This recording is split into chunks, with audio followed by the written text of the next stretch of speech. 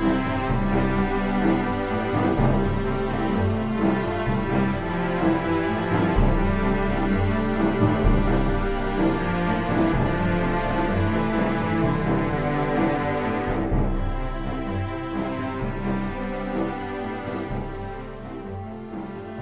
and welcome to the Thirsty Mage, the RPG podcast, officially kicking off the 2024 Game of the Year discussion shortly after finishing Like a Dragon, Infinite Wealth. I am your host, the man of 1,000 job classes, David Lloyd. In this episode, we plan to cram as much love as we can into an hour for the absolutely wonderful Like a Dragon, Infinite Wealth. There will be spoilers, so this is your first and final warning. This is a spoiler cast. The two people tonight that will be talking about the game have both just recently completed it, and we're just itching to get back into it. So sit back and relax while myself and the Dragon of British Columbia, Jordan Rudick, gush over this Studio RGG masterpiece. Yeah, masterpiece is probably the best way to think of this. I think it's probably the best game, the biggest game certainly that they've put out, Studio RGG. And I mean, if they weren't on the map for more people before this, they have to be now. Like, it's a stellar effort. It's clearly like showing off all the lessons that they've learned over years and years of creating the Yakuza games, and now and a couple of spinoffs. And I think they've really landed on what I hope will be the formula going forward. It was just a winning experience from minute one to I don't know what your final time was. Mine was like 40, 42 or 45 hours, somewhere around there. I don't know where you settled on, David. It sounds about right. Like, I think somewhere between 40 and 50, I think. And the irony is it could have been so much more, right? Like there's so much to do in this game. It is so densely packed with activities.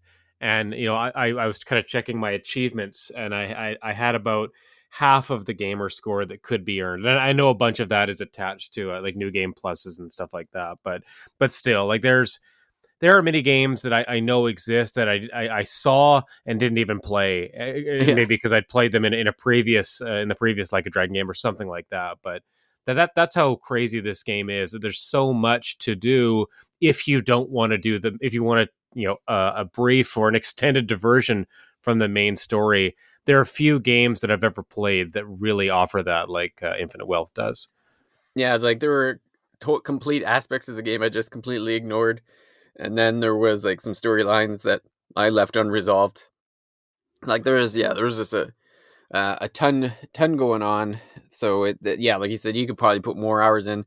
Even in the final part of the game, there's a section where you're like building up your character, going through different things. And I got to like just below the max, and then saw what you would need to do. And I'm like, I'm not this would probably be like another 5 to 10 hours of trying to get these achievements to max out my character. Like it's just not in the cards with some big games coming up soon that I knew I wouldn't have time for. So, and then like you said with Studio RGG, like it's funny, like it was basically, to me, this game is like, well, we're gonna take on the entire genre. We're gonna show you how to make every single type of RPG there ever could be. Like there's Pokemon style games. There's like the battle system itself is, this aspect of like strategy and turn-based, and there's job classes, countless. Like as far, I didn't even unlock them all by the end. There was just too many to even unlock, let alone master.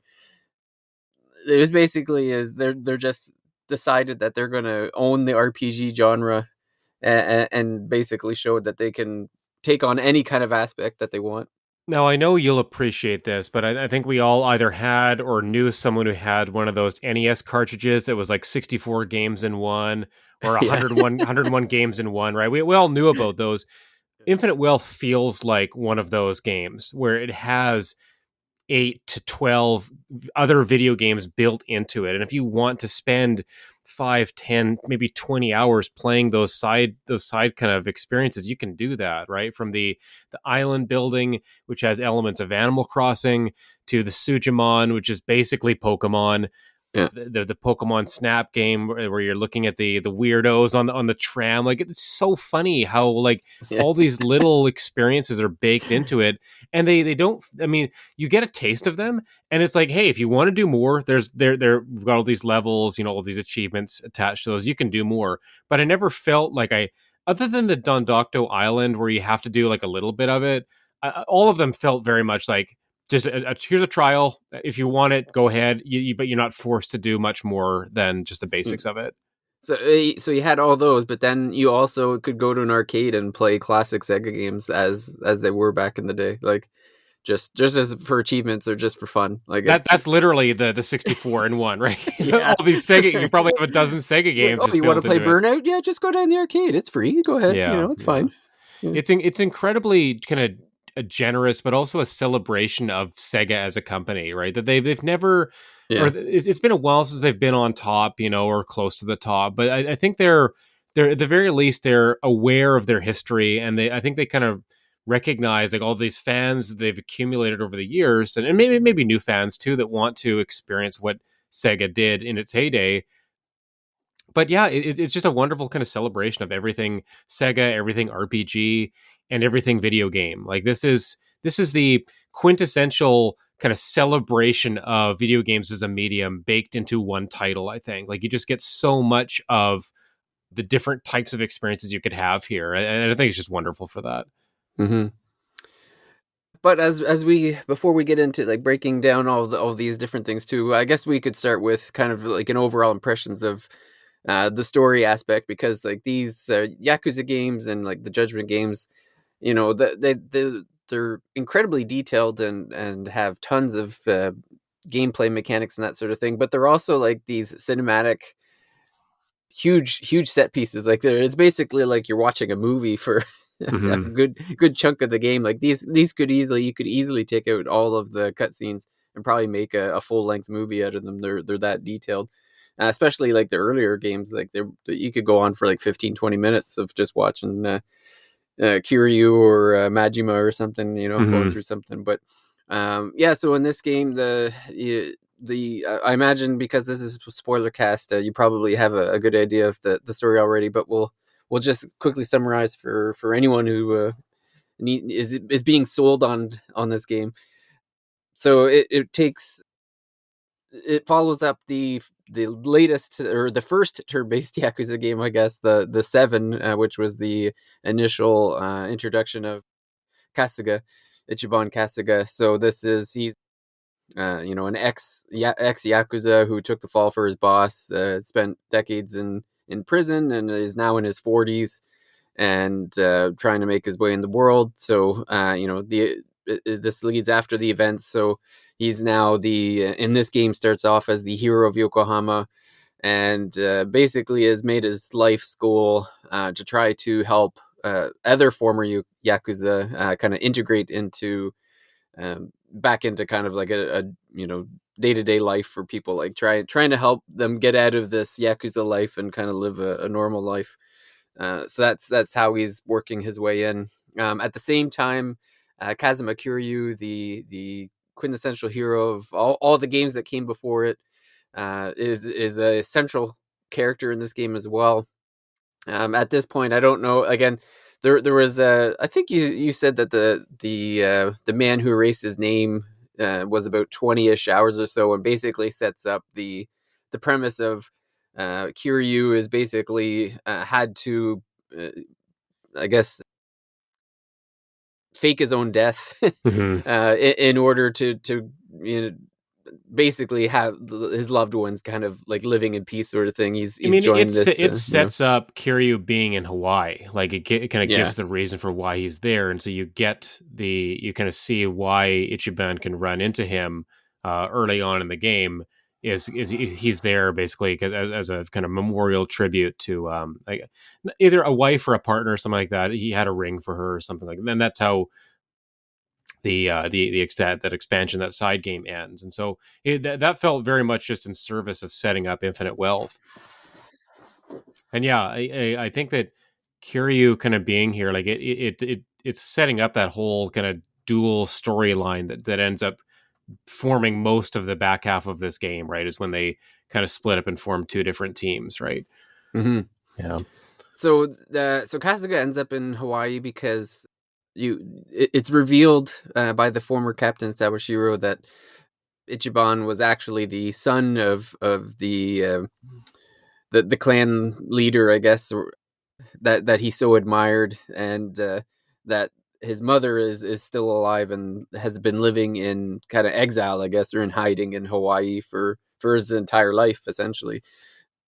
Because there's this I won't get into the details of this. There's a bit like the long story of, of this guy getting into a fight with this other Yakuza family, and the hit being put out on Ichiban's mother, and so she fled to Hawaii in order to kind of escape the Yakuza vendetta or whatever to stay alive. So she's been hiding in Hawaii, and Sawashiro's known from the beginning, and we kind of come in where he sends Kasuga to Hawaii because to meet the mother, and it's I know through one of the revelations is that I don't know if Sawashiro quite understood just how in danger Akane was when he sent her there. Like, I'm pretty sure he had an idea that people were looking for, but I don't think he quite knew the extent of what was going on. Yeah, I think that's possible. I think because I'm not sure at what point Sawashiro is aligned with Ebina, and so he would know that, like, Ebina is looking for her as well. There are groups in Hawaii looking for Akane, and this is all kind of mid to later game stuff that you find out later. But when Yeah, Sawashiro initially sends Casca over to Hawaii, I don't know where he is in that relationship with Ebina, or if that's happened yet. I'm not sure. It could very well be like all kind of part of that plan. I'm not sure. yeah.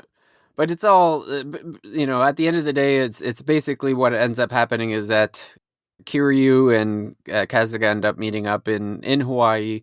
They discover this plot between this religious group in Hawaii and Ebina, the leader of the last Yakuza clan in Japan, and between the Japanese government, and there's this plan that the Japanese government is going to be sending the nuclear waste to this religion's private island in Hawaii for this waste to be, it's supposed to be processed, but it's basically getting dumped in the cave. And the group learns that Ebina, who's the leader of the last Yakuza clan, actually hates the Yakuza and is sending them all to this, like, to be enslaved essentially on this island, and doing it because he's got this hatred out for the Yakuza because of his what happened in his history. I guess Mm-hmm. very complicated in there too. And and then so Kiryu ends up going back to Japan to kind of deal with the problem there, and then Kasuga stays in Hawaii and to deal with the problem there. And then it all kind of meets in this big finale at the end in Japan. But I guess what would you say, like, what did you feel of the story? Like, did it make sense to you? Did you feel like Mm-hmm. you enjoyed it to a certain extent anyway? Yeah, there are parts of it I really liked. I liked when they were pursuing Akane and trying to rescue Lonnie, and I think that those were kind of the stronger story beats when that was their ultimate goal.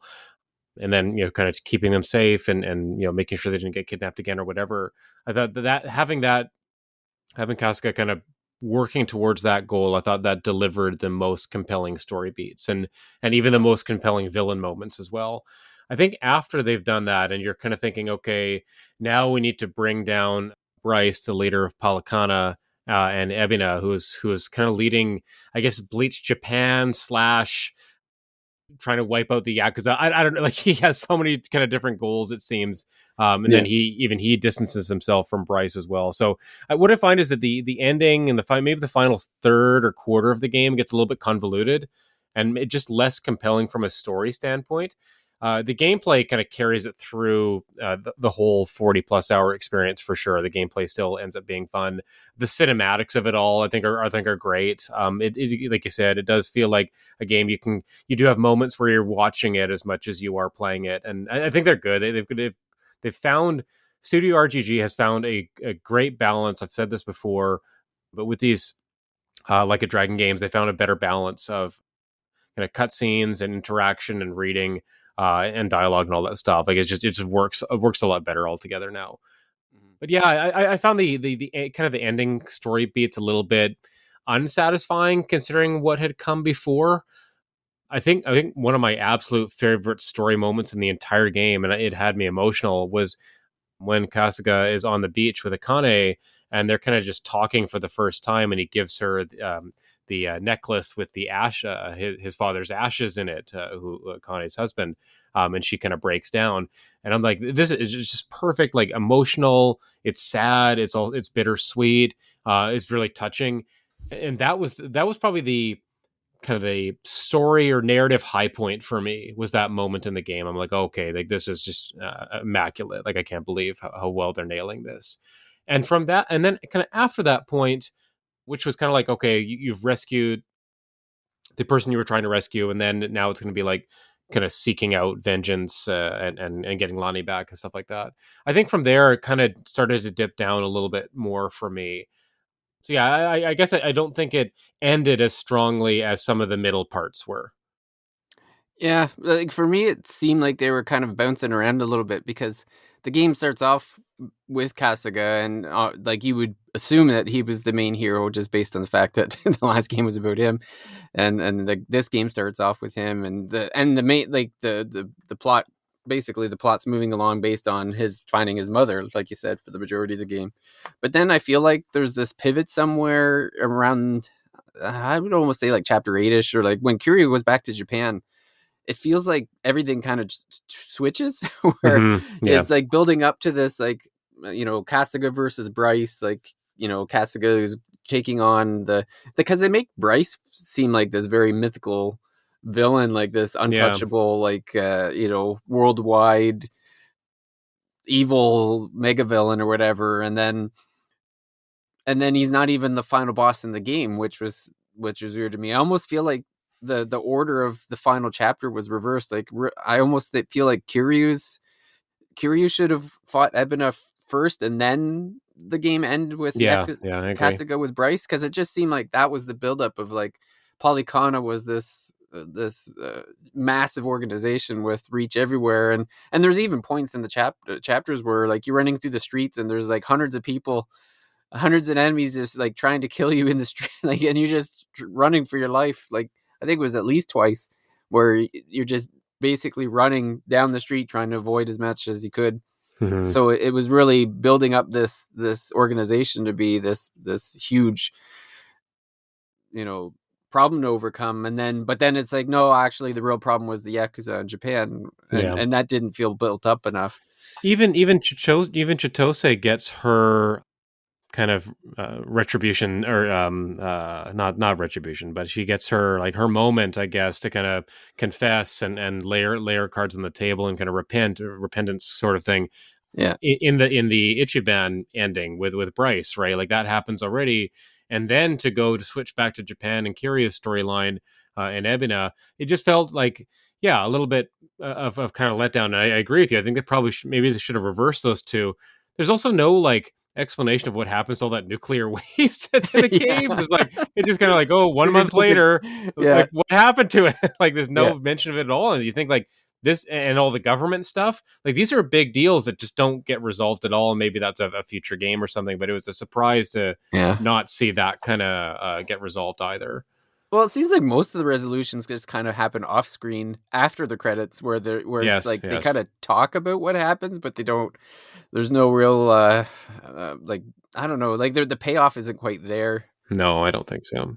And then with the final boss being Ebina, like I don't even really think Ebina was built up enough as a villain. Like when you go back to Japan, like to me, I ended up having more fun with the Kiryu group in Japan than I was with Kasuga. But at the Mm. same time, the the the things that were being driven in Kiryu's line of story didn't it was more focused on past Yakuza games than it really was in the Yes, moment, totally. Yeah. because you're just kind of running around like with Kiryu. The whole point of like his alone time with in Japan was he was basically like re-becoming the Dragon of Dojima, like going through his moments, like the whole story campaign is like Date bringing all these people back from his past for him to meet and kind of resolve. Like they were really building it up that Kiryu was gonna end up dead at the end. Right, So and they're they're kind like, of oh, trying to give him a reason to live, and so you're I yeah think you get invested in that. You can get invested in like his journey back to his past self and kind of realizing like the value of his life and that he shouldn't just throw it away. I think yeah that back half does a good job of establishing why he needs to try to keep living. yeah And I think I agree with you. His moments back in Japan, all it's total like fan service to the series, and a lot of like, oh, if you played Yakuza 3, 4, and 5, you'll remember these people. Like, and if you yeah haven't, you don't. And so it's very much like I'm rewarding the long term fans of okay, this is probably the last time you're going to see Kiryu. But then maybe not because of the ending of the game. Like I don't know. yeah, Like that's what are we right. Yeah. doing here? Like They left it very open ended that like, oh well, Kiryu will probably be back. yeah, yeah. I mean, he looked pretty haggard, right? So maybe his fighting days are probably over, right? Like I think Yeah, and he's in the wheelchair and everything like that. So maybe he's not going to fight anymore. But the fact that they don't actually kill him off means like, the classic trope of if you don't see someone dead, they're not dead. They're probably going to come back, right? So yeah. I could very well see him being like a mentor, some kind of figure in a future game with Kasuga. Well, it's funny. So the way I thought it was going to end was that I figured they would resolve the Ebina thing in Japan, and then join up with Kasuga in Hawaii to take on the real problem of Palakana. Yeah. And then it just seemed too obvious that there was going to be something like, so they would go to an LA island, and there's like this nuclear waste around, and then Kiryu would do something that puts him in, because he's only got a few months to live from what they were Hmm. telling us or what he's saying. So it makes sense that there's like some kind of nuclear thing that happened, like some nuclear waste opens, and it's like, oh well, I'll be the one, that sticks around to keep people safe, or something like, oh, like the barrels are going to fall unless somebody stays around and pushes a button or something, or Kasuga is going to get hit with radioactivity or something, Kiryu jumps in the way. Like it just felt like that was where it was leading to, but then they never actually meet back up. Like I think they split up around chapter 8, and they never really do. Like there's a moment where they're in the story where they're back in Japan together and they're talking, Yeah, but then yeah. the parties never realign. Like you never No. get, like they're always split from the midpoint of the game on. So you have this great first half of the game where Kiryu and Kasuga are together, and it's terrific, but then there's 4 or 5 members on one team, 5 members of the other, and they never interact again. Hmm. I think Kasuga's storyline after the split suffers for them being separated, Yeah, but for a couple of reasons, I think Kiryu's storyline doesn't suffer as much for the he making maybe his storyline continuing on is just a little bit more compelling. Whereas like Kasuga, I don't think you see the same kind of character growth in him. Like he for a lot of the game, he's the same kind of goofball. happy-go-lucky, plucky, lovable loser type, and Yeah, even into the ending kind of scenes.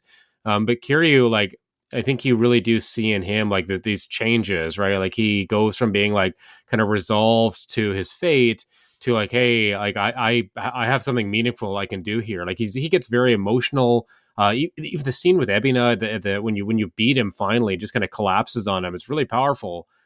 That whole fight is excellent, actually. Like yeah. I regret that like I kind of leveled up. So the first time I went to fight Ebina, I was way under level. I had no chance. I was like 40, 45, 46 level.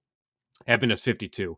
I come back, I'm like 53, 52, 50, like that kind of range. And I just wiped the floor with them. It wasn't even close. Like I didn't need all the healing I had. I was doing like 2 to 3,000 damage with Sunhee's in the first phase, where he's weak to blade attacks, and Sunhee is an assassin for me. My back strikes are doing 2,500 damage. I'm using the pound mates. Kiryu is doing a ton of damage, and it wasn't even close. But it's still a really good fight. It's still very compelling. Like he's a very dangerous foe. You have to be prepared for him. I can see people, using all of the items that they've accumulated to get to that point. And it's the kind of classic Yakuza thing of climbing up the stairs of a tall tower and then having to Yeah. fight kind of on the penthouse or on the roof or something like that, right? There's the helicopter shooting out the windows and everything. Again, very good action cinema, right? Like it's just as much you're watching it and kind of taking it in that way as you are playing it. And Hmm. it's a good fight, and I love kind of the speeches from Ebina and Kiryu. But what did feel like maybe missing out a little bit was like you're supposed to have something with Kasuga because you're kind of half brothers separated at birth. Why aren't you playing into that? That seems like Yeah. the easy win narrative wise is to have those two guys face off, but then it doesn't Yeah. happen, and it's like okay, And then never why? addressed. Never No, addressed. exactly. It's not addressed after that point at all. It's weird. No. Yeah. But Well, and it's again, funny because Ebina even makes he has this big long speech about how Kasuga's like one side of the coin and he's the other. Like so Ebina's sitting there making all the distinctions between like him and Kasuga, but then yeah, they as far as we know, they never meet after that's like right. That's right.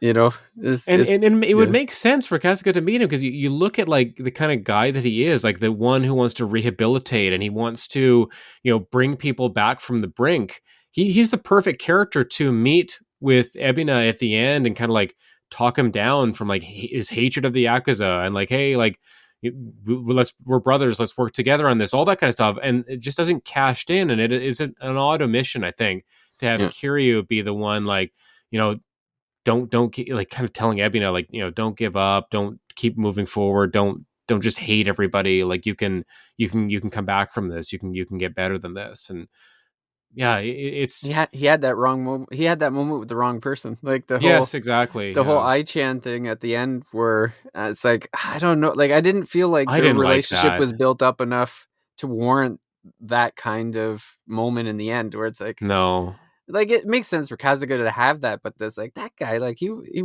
was in the game for a little bit, but that was he it was a really long scene. So we're yeah describing part of the ending cutscenes where Kasuga goes to find Achan, who had kind of he'd met and kind of befriended in the first part of the game, and then he kind of turns on you, and he ends up being one of the villains.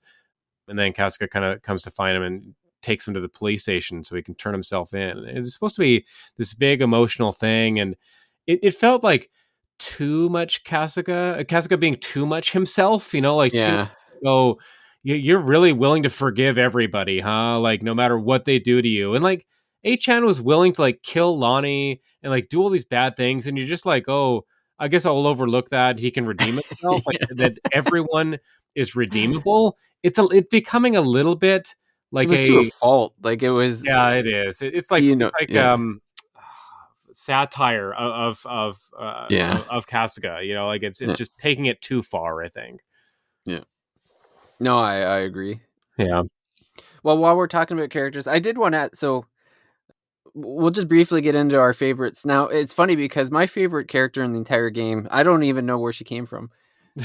I'm Yeah. I'm assuming she was in Like a Dragon, like the seventh one, but I have no clue. All I really saw was that she was like the leader of the Goma Jewel, and she was like like a fan of Kiryu. Like that's the context of Seonhee, but like in every sense, she like between like her attitude, her presence, her fighting skills, or like Mm. she was It's easily really my really most strong. powerful fighter in the entire game. Like the Wicked Web move, where I always forget what the weapon's called, Sonai or something. Like it's basically like Scorpion's weapon from Mortal Kombat, like Oh, the sure, sure. Yeah. yeah, the like the little dagger on a string or whatever.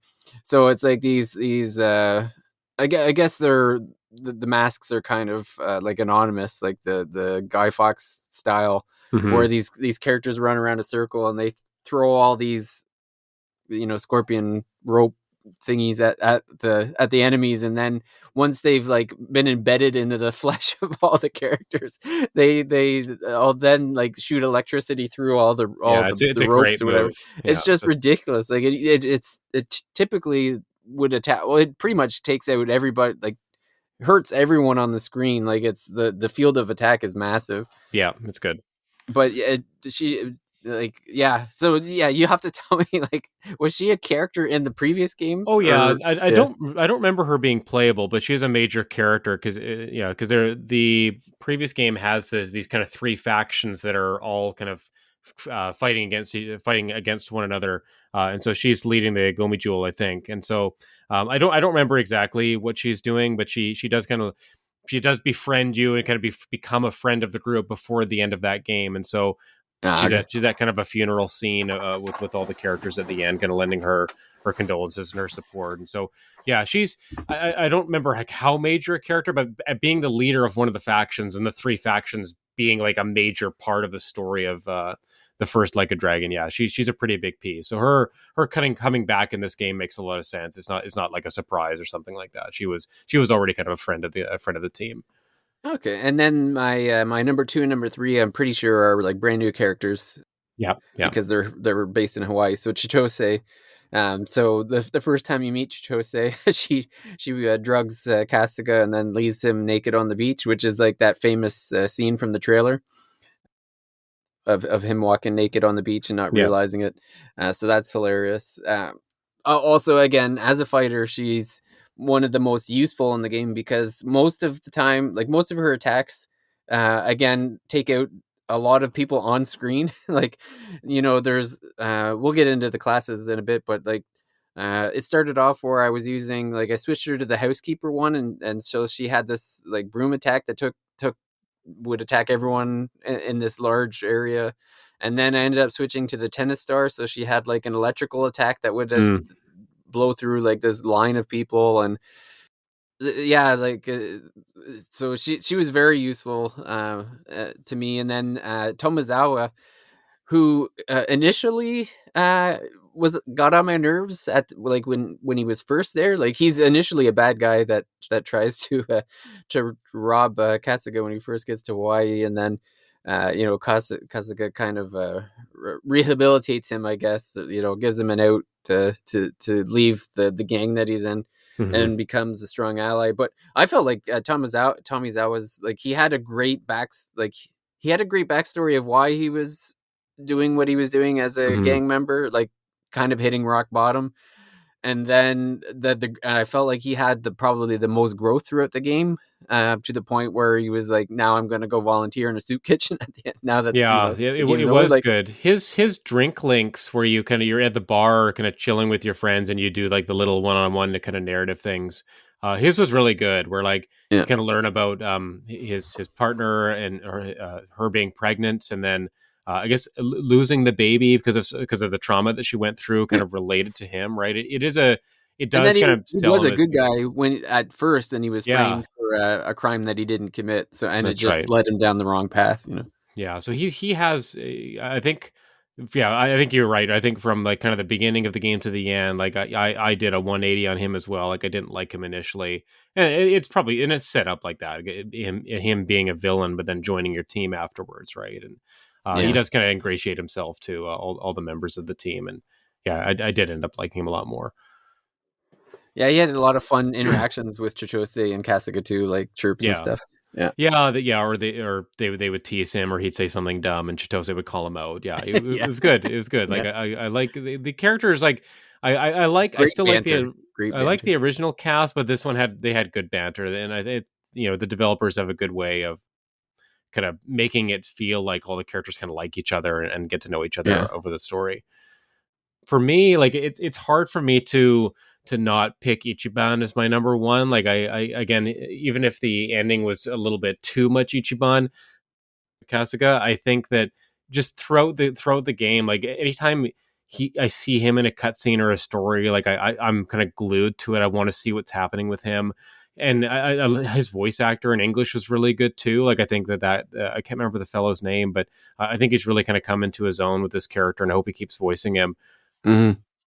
Again, my feelings about Ichiban, I've made them clear from the first game. I think he's doing so much of that. He's where he's this guy. He has a presence whenever he's on the screen. Like whether he's being silly or dumb or heartfelt or whatever. Like he's kind of overacting so much that it's hard not to just love him. Right? He's got just such this presence on the screen, and it just kind of demands your attention. I put Sun He as my number two. Yeah, probably primarily because how darn powerful she was in my Yeah. party. Like she was so strong.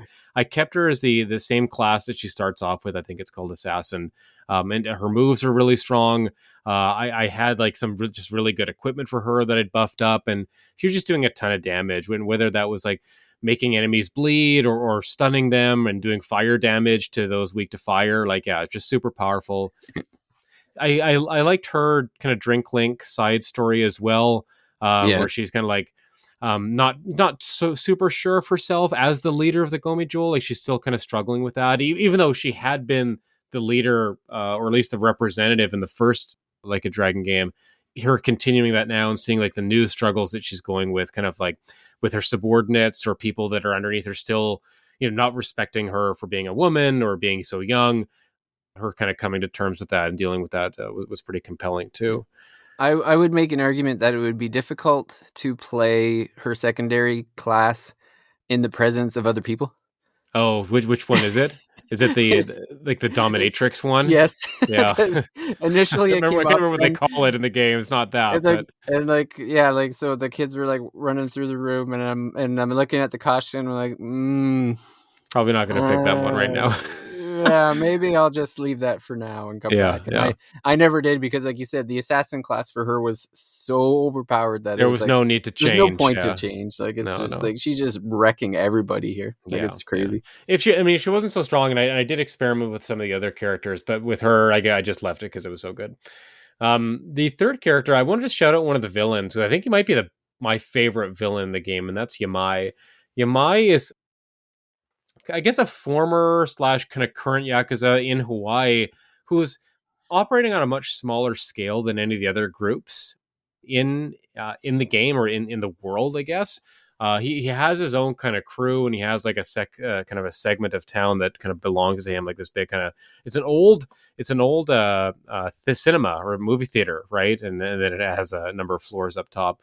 But he goes through a kind of a cool arc as well, where he ends up kind of befriending you begrudgingly, and then supporting you in protecting Kane and protecting Lani.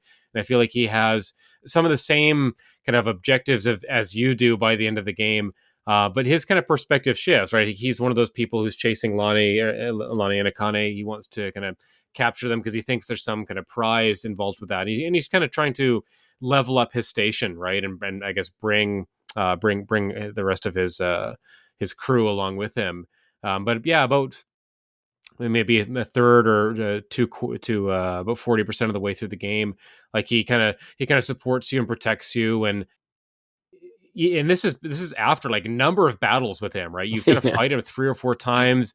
He sets fire to like a forest area to kind of entrap you, and he captures Kiryu, and you got to rescue him. Like he's kind of omnipresent throughout the game, but then at the end, like I guess he gets his payoff, which is he goes to see the it's a wife of a former Yakuza or something like that Yeah. that he's So his responsible backstory for. was like 30 years previously, he was in a Yakuza group. There was I can't remember which family it was, but he was in there, but he's pretty young, and so the Yeah, wife of the clan leader, she was in love with this other guy, this other person.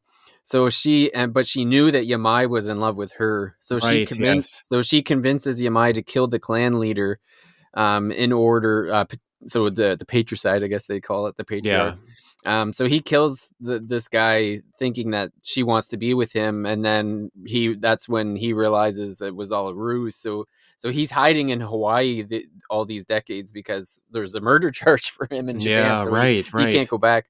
So when he ends up going back with Kasuga, he goes to the hotel to see her, and I think he has vengeance in the mind. But when he gets there, like she's in the hospital, Hospital. and Yeah. Yeah. yeah, she's suffering from Alzheimer's, so she doesn't even recognize him, and he kind of pities her and kind of lets it go, I guess would be Hmm.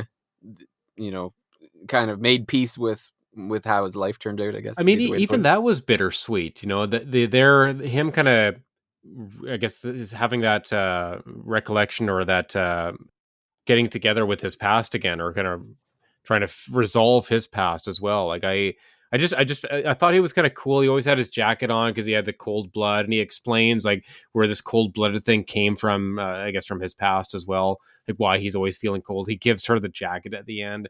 It's really touching, actually, for Yeah. this character as a villain. I don't think he ever gets taken away by the police. Doesn't he just leave? Doesn't he just like, or I do they think it's actually? implied that he does go back to Date. Okay. Okay. Yeah. Gotcha. Yeah. Because Because he yeah, sets up the whole trip back to Japan, right? And getting the plane to bring them all back. He's the one who kind of yeah. sells himself to get that to happen, right? That fight is awesome. Yeah. That It's really fight on the good. boat with the shark that's biting people off, like taking people Yeah. off the It was boat. crazy. Oh my god, that was an amazing battle. Yeah, there's a ton of good battles, really good set pieces. But yeah, I really liked Yamai. I thought of all the villains in the game, I thought he kind of earned the, I guess, respect or earned the admiration the most. Like Yeah. over Ebina, over Bryce for sure. Yeah, I just every time he kind of showed up again, I'm like, oh, here we go again. I thought, I Yeah.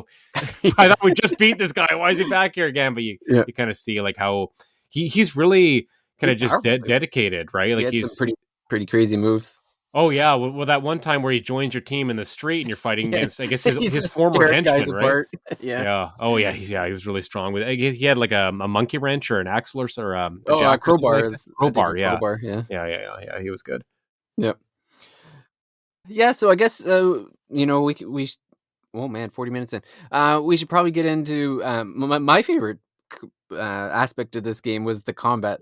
Sure. Now, someone was meant talking. I was talking to Rich, and I was telling him that to me, this combat system is aped from Trails Hmm. because Yeah. Yeah. it feels so much like Trails, like a Trails game, like probably Cold Steel, I would say, more than the earlier stuff, and just because like basically it's this mix of turn-based combat, but there's a heavy amount of strategy to it because the characters, while it's your turn, there's a large area of movement that you can walk around. You like attacks can chain. You have like your kind of CP attacks. Where you're using the like a finite amount of, I don't remember what they call it I don't think it's MP, but there's you have a meter of how much you Yeah, can it's the use. MP surrogate for this game, whatever it's Yeah, called. and then you have your like super attacks that get unlocked during the end of the game, and the sheer amount of job classes in this game is ridiculous. Hmm. Like I probably played maybe half of the job classes because there was so much, and then the fact that you could uh, level up one job class and then you can move to the other job class, but if there was moves that you liked in the previous job class, you can actually take them with you to the Yeah, new you bring job it class. forward. Yeah. Yeah. So I had like these crazy mixes of different characters, and some of them were just like insane, like you could be a linebacker and you're fully decked out in like NFL gear. And for me, the ones I experimented the most were in Hawaii. So I ended up turning Kasuga into like this kind of, I ended up maining the samurai job class, but then I kept some of the hero moves, like there was like the Giga swipe that takes Mhm. out like this huge area of people. He also had the hero's blessing, I think it was, for like Yeah, the that's a good group one. healing. So I kept those. For a long time, I had Tamazawa as a flame dancer Yeah, me too. because I liked the blinding smoke that he had, and he also had a healing thing, like a regen healing move. Yes, yeah, I used that same one. It was really Yeah. good. So when I ended up moving to Desperado because there was some really incredible moves over there, so I switched him to Desperado, which is basically a cowboy, and I just moved those moves over with him, which looked even hilarious because when he did the moves, he still pulled a mask out of like from behind, like out of his Oh, that's pocket to awesome. put on. Yeah, yeah. But there was one move, wild swing, where he would take a lasso and he would wrap it around a enemy and then spin the enemy on the screen, knocking every other enemy on the screen Mm. over. And he had like funny, it was like, I don't know, I think he said like giddy up partner or something when he did it. Like it was just hilarious to me.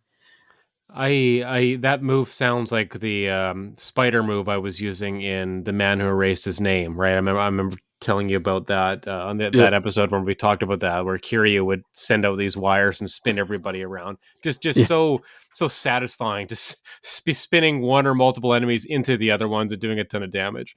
yeah. And then one that ended up being very useful to me later on is I had Chitose as I was actually using the Eris for a while, like her default. Yeah, me too. And then I switched to Tennis Star because I liked she had like different electrical and fire attacks. But then later on, I kind of accidentally fell into Idol, and then realized just how useful it was for group healing and group Hmm. like buffing and stuff. Because the buffs ended up being much more useful in this game than I've ever experienced in other games. Like usually, I kind of ignore buffs for the most part, but I used a bunch of them in this game, and they got me through some tough battles. So that was pretty fun. Like it's just like the amount of classes in this are crazy. That I Hmm. just run through a bunch. Detective, hero, flame dancer, linebacker, desperado, assassin, idol, host. Oh man, I'm missing. I'm sure. Jungi's default was Hitman, and he's got a really good move. One of his final moves is he just grabs like a couple of pistols and he just shoots everybody in a kind of wide fan and hits everybody. It's Yeah, super strong as well. Some of their when they hit like 30, which they all get like a class kind of super move, and those are all super powerful, and they yeah. generally all hit multiple foes too.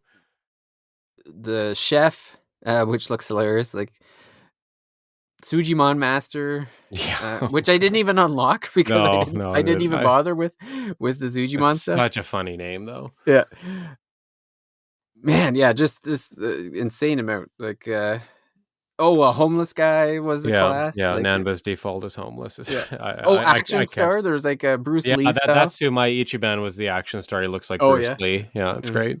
And they all had different like the depending on the class, like you'd have different levels of like HP, MP, speed, willpower. Like it was all different. So So yeah, so you can totally customize like what kind of team you want to have, and then bringing the abilities over. Like it's like a Final Fantasy Tactics kind of thing, where you're allowed yeah, to maintain some abilities from a different class or something.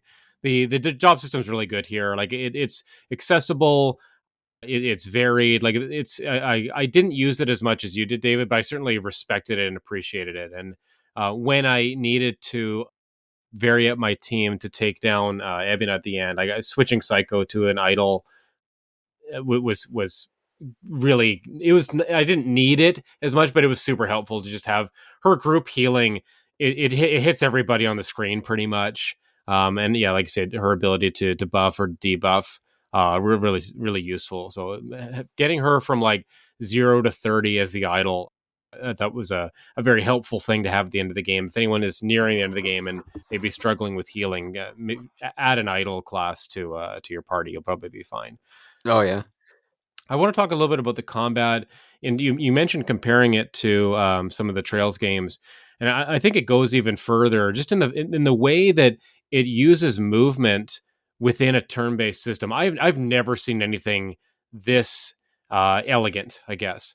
yeah, The fact that you really have to think about the angle, where your party is located, where the enemy is located, and people are constantly moving around. So there is a strong timing sense to it. If you start off the battle and you wait like 5 or 10 seconds, your maybe your move will not hit nearly as many foes as it would have if you just right out of the gate go and choose Sunhee's like that Kanai move where she's throwing out and electrocuting everybody, or Jungi is going to spray and pray with his pistols. If you do that right away, you're going to hit everybody because all the enemies are grouped at the beginning of a fight. But yeah. as the fight goes on, the enemies spread out, whether that's just of their own accord or where they're kind of attacking your team, or even where Or you you're hit knocking them. them around. You knock them around. Right? You hit them into Yeah, the wall. You hit them into something. You might yeah, hit them into one of your teammates, and they'll do a kick, and they'll hit them as well. Like there's a ton of follow up. Actually, there's a ton of follow up between your action and then what your party members do afterwards. That's all yeah. kind of like automatic, but you can improve it if you improve their relationships and stuff like that. Like you can get these just kind of really long extended sequences where you attack with two people, like you get close to them, you do a party attack, and then while the enemy's on the ground, one of your teammates is going to run up and smack them as well, and maybe do like a status effect or something while they're on the ground. I don't know if they're. I felt like I got more status effects in those follow-ups than I did with my regular attacks, but I don't know if they're more susceptible or something like that. But I I think had I think one. yeah. Yeah, I had one But just like that where I was like getting low on health, so I'm like, oh man, I gotta really get rid of these people quick because if I get hit again, I'm gonna die. So like I said, you said if you're standing near one of your characters, they'll both like one will kind of like take out their legs and which kind of flips them up in the air, and the yeah, second one one will goes like up, drop one kick goes them. down. It's Yeah, great. so I did that, but then that knocked it into one of my third party members. So as he's flying through the air towards that person knocked him down, and then the fourth party member then slashed them while they were on the ground, Yeah, it's so and that good. finished them off. And it's like you can get 4 hits in if you just take like a second or two to make sure, like you said, that the angle of where the body is going to fly Yeah. goes into an area that's useful, like whether it's like you said into other bad guys or into your party or whatever. Like it's And things won't always line up that way, right? You have to get a little yeah, bit lucky. You have to look for those opportunities for that extra damage to happen. And you really want to get everyone involved because as you hit enemies, your MP goes up, right? Every time you hit an enemy with a character, and even if it's these double, triple, quadruple attacks, they're all getting MP back. So you can be pretty liberal with your use of spells and special attacks if you know that you can kind of in future turns you can set up those combo moves to get everyone their MP points back or CP points or whatever it is. Like it's really smart. I think this is one of my favorite systems now. It might even surpass like the Trail systems and even Octopath and Bravely Default, like those games. And I can't believe how well they made it feel dynamic with everything moving around, all the moving pieces. It still has a turn-based element to it as well. And you're thinking about the radius and everything. The one thing I'll tell you don't love, and maybe I just missed something, you can't always tell from the radius who is going to be affected. Like, yes, they might be on the edge of the radius. It's kind of yeah. it's a little bit kind of There's a vagueness to it. I yeah, feel like that's purpose. Like because probably. I think they're like we don't want to make it too easy, so we're just gonna make it seem well. And the other thing too is like they could be right on the edge, but when you actually hit the button, they may take a step back Yes, they're as you hit constantly the moving button. around. Yeah, I think that's what it is. There's too much movement for them to specify, so you just hope like the enemies stay in the spot where yeah, they were when you cast a spell, or you hope that your teammates kind of stay where they were when you cast a healing spell or something like that. I guess, but yeah. yeah, it's a phenomenal combat system, and I think it's probably the start of the game. Well, even the enemies, like there's a huge library of enemies that are There's like tons. there's Yeah, so many different enemies. Like just even getting into the normal ones, but then the bosses are crazy. Like one of the wildest bosses near the end of the game is this freaking squid. And giant it's like squid. Yeah, there was nothing like it at all in the game where it's like so there's like the main squid is in the middle, and then the squid has like two tentacles that are far enough apart where group attacks don't work, like because yeah. the radius isn't big enough. So you really can't do like you can't just cheese group attacks. You have to really focus on each one. But then one tentacle will grab the character and then eat the character, so you're inside the squid stomach, and the only way to get out is to destroy these ink sacs inside the stomach. That's right. Yeah. And in the meantime you're dying from the acid, so there's like basically like a countdown of when you'll die if you don't get yourself out of it.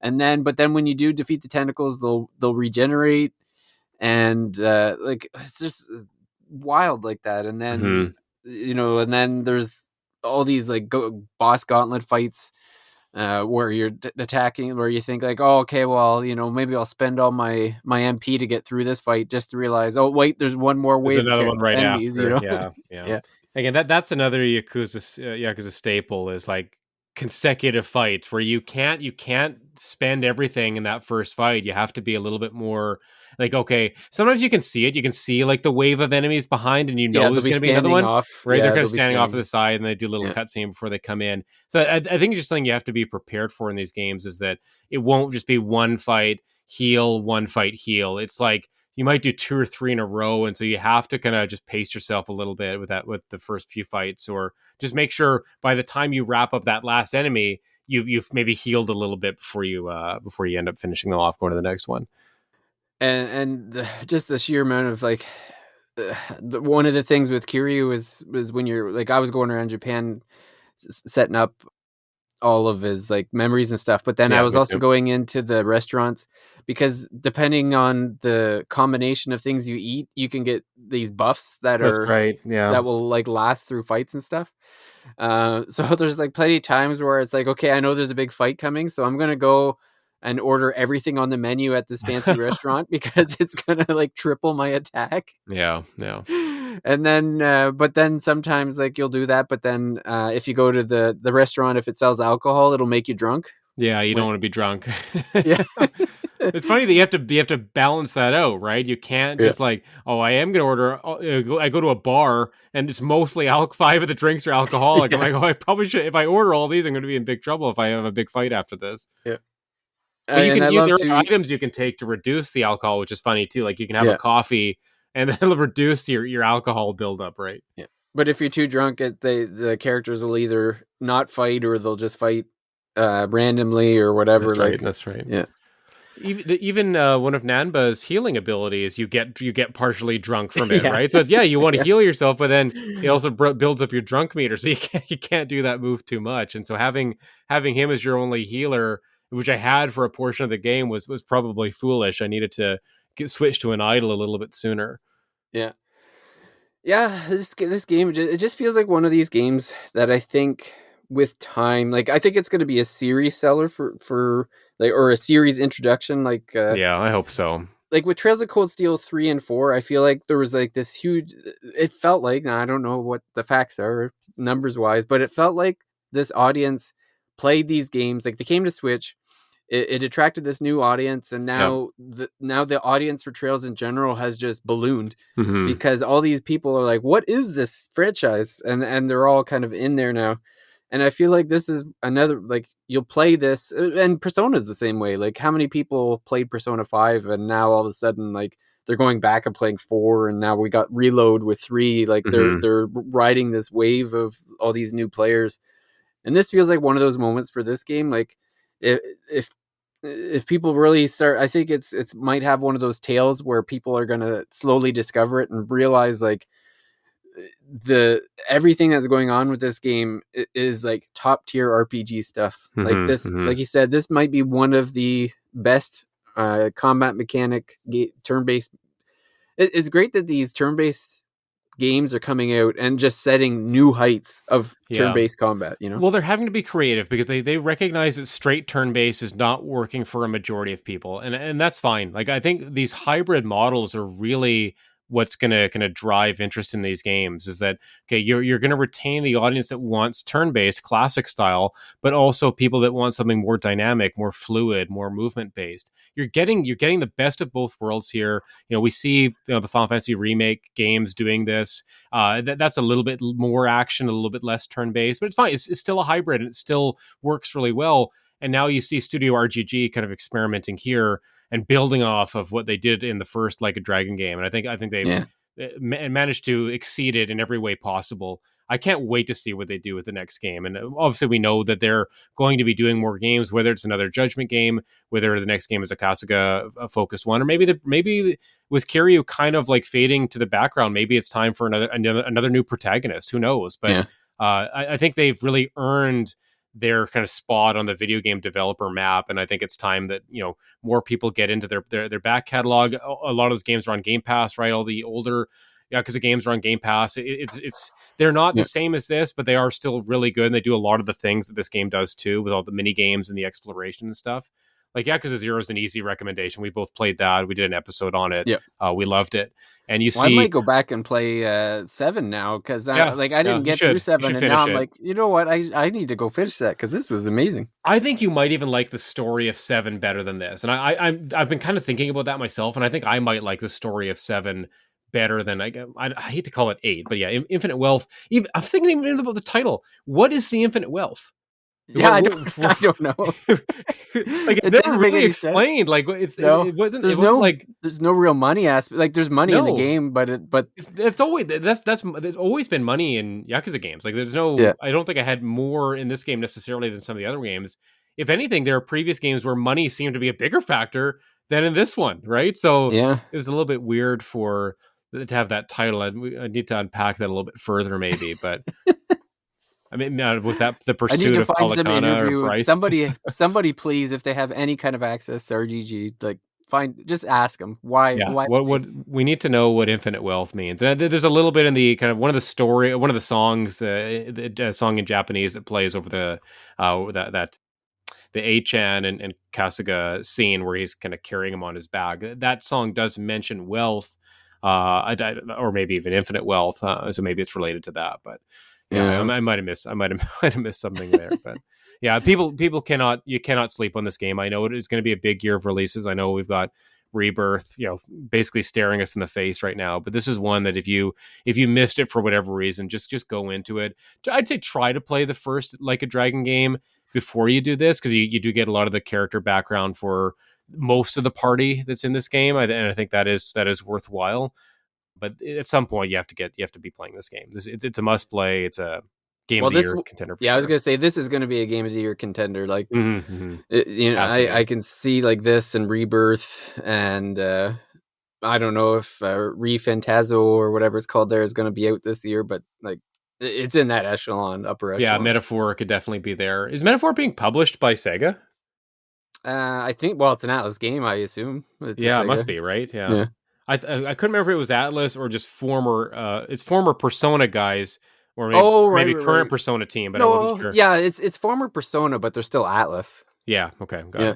it. Yeah, if it's Atlas, then it's still Sega. Well, So I even Sega's crushing remember. it this year then, I right? Like, know, that's what I was oh thinking. It was like man. this year's huge. Like they had Reload. So I want to play Reload, but I'm gonna wait till after Rebirth. Yeah. And then yeah, they got this Infinite Wealth. And then they got Metaphor coming out, and then oh, what's the Unicorn Overlord? Three games with Re built into them: Re Fantasio, Reload, and Rebirth. Yeah. That's I was a laughing lot. about that because I was telling somebody what my games were, and I laughed at that because I was like, oh man, that's a lot of regames. Yeah, But it's a lot of Re's. yeah, and then Vanillaware, I'm pretty sure is an Atlas release too. So the That's crazy. I hope Unicorn Overlord is good. There's a demo I just downloaded. I haven't tried it yet, but I am excited to. The I'm game waiting for looks the good. PS5 demo, but Yeah, yeah. Well, is it that game's only a couple weeks away too? I think it's March 8th or something like that. yeah. So, oh my I'm gonna have goodness. to wait for that because I'm sure I'll still be playing Rebirth for a bit. Well, look how long we were playing Infinite Wealth for. Basically a month, right? Like Yeah, a good 3 weeks. And and I mean, Rebirth is probably longer. yeah, it probably The will be. Golden Saucer alone is gonna probably be huge. I'll probably do more of the side content in Rebirth than I did in Infinite Wealth, and that's not Yeah, an indictment of the content of Infinite Wealth. I think that those mini games are really really fun. I think I'm just a little bit more invested in yeah. the Final Fantasy universe, having been playing this game for years and years. Well, and today we're recording. As of the recording, the Metacritic on Rebirth was 93. Oh my goodness, yeah, can't wait. And I think Infinite Wealth is still at a 90, so Yeah, right, it's right there, right there. They're both excellent games. yeah, Yeah, that was fun. We could talk about this. We wanted to talk about more of the mini games too, but we gotta get out of here. Yeah, the mini games are awesome. And again, I'm probably gonna go back to this game, and if not, get the full kind of gamer score for it. If there's definitely a few I want to clean up, but yeah, Infinite Wealth, infinitely fun. yeah, Go check it out. You got to do that. Hopefully, David gets back to Like a Dragon, the first game, and yeah, we can do another follow up episode on that too. yep, But yeah, we'll stop here. Thanks everybody for joining us for this spoiler cast of Infinite Wealth. If you made it all the way, through the end, we appreciate you. If you're coming to this episode later, maybe having played the game a little bit later than we did, I hope you enjoyed it. I hope you enjoyed the game. Let us know your thoughts. You can email David at thethirstymage.com. You can join our Discord. Lots of good places to get in touch with Mage folks and other listeners of the podcast. We're on Spotify. You can leave us questions there, leave us a review or rating. That would be appreciated. I haven't plugged my book in a while, so I'll do that while I'm here just before I go. I do have a book out called A Game in the Life about video games and my life, kind of growing up with them and the kind of lessons that I learned from them and what makes them timeless, and kind of how that intertwines or is interwoven with important moments for me. You can find that wherever books are sold, pretty much, ebook and paperback as well. But yeah, we'll be back soon. We're going to have an episode coming up with Rebirth, Final Fantasy VII Rebirth impressions. We'll probably do the same kind of thing we did with Infinite Wealth, where we'll do an impressions episode that less spoilery, and then a full spoiler cast, maybe end of March, beginning of April, sometime like that when we're fully through it. Casey will be playing that game as well, I believe, so I'm sure he'll be able to join us for some of those episodes too. But yeah, that'll do us for this week. Thanks everybody for joining us, and have a great week ahead. And bye for now. Bye.